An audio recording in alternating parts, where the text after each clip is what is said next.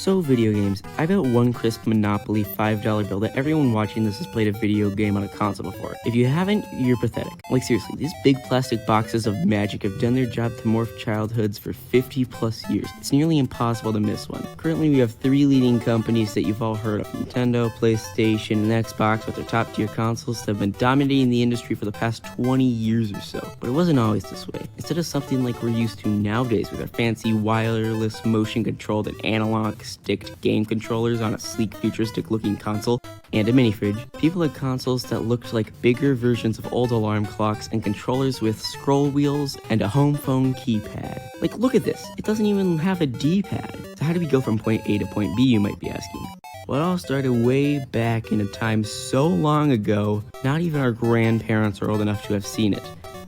1958. This was back when game consoles weren't even a thing, and video games were made by scientists using supercomputers to make games like Tennis for Two, so they could spend their days with government equipment slacking off instead of doing their jobs. And hey, some people still do that today. Case in point, my math teacher. These early video game consoles were actually just supercomputers made by the government for scientists to use to keep track of all their data. That is, video game consoles were actually introduced to the mainstream market. It's time for the moment you've been waiting for. Duh.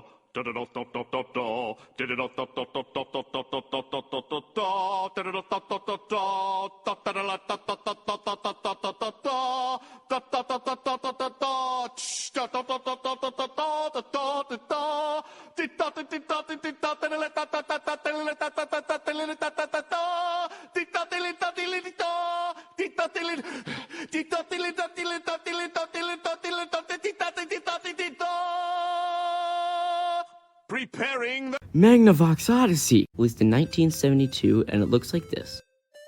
Really makes you glad you weren't around in 1972, huh? So this beast of a machine was garbage performance-wise and not great to look at. But it's a very important part in the evolution of consoles because the Magnavox pretty much invented them. But my eyes hurt just looking at this thing, so I'm gonna skip around to 1977 with a game console you may recognize called the Atari 2600.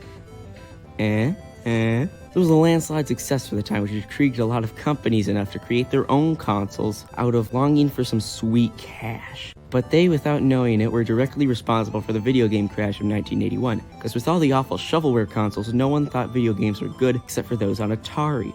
But by the time Atari's newest home console hit the shelves, called the Atari 5200, it turned out to be a flop and led people to believe that video games were just a fad, so they were long believed to be dead and never to return.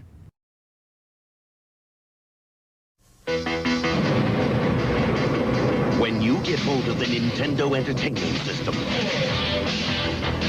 when you master Rob the Video Robot, and meet the challenge of Gyrobytes, when you shoot the light-sensing Zapper, when you play the system with so many arcade hits, you're playing with power. The Nintendo Entertainment System Deluxe Set. Batteries not included, Super Mario Brothers, and other games sold separately.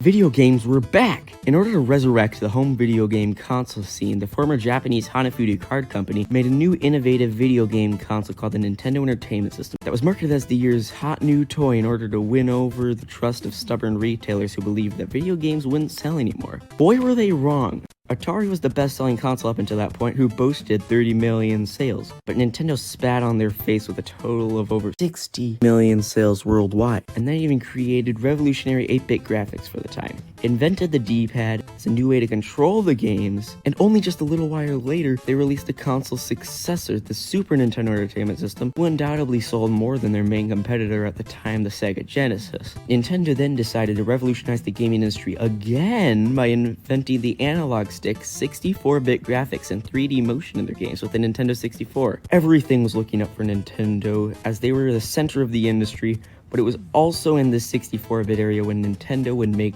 a fatal mistake.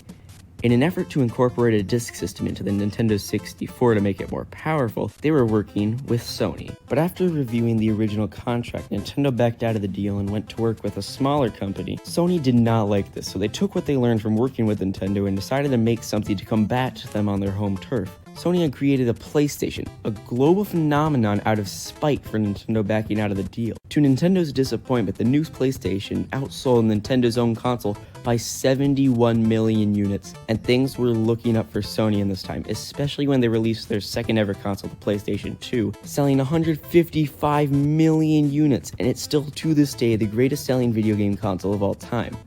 Oh, and I guess Xbox was invented around this time, but who cares?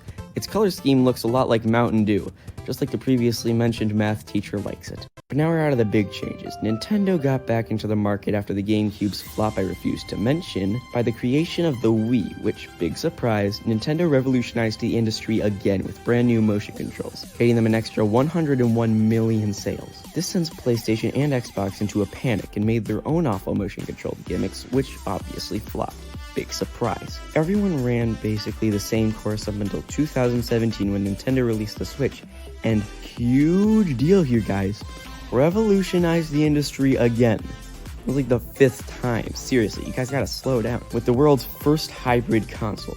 And here we are in modern day. It took over 65 years of innovative trial and error to get to where we are now, but it's all worth it if I can still play some nice Super Mario Brothers. Thank you guys for watching. I'll see you all again in another video.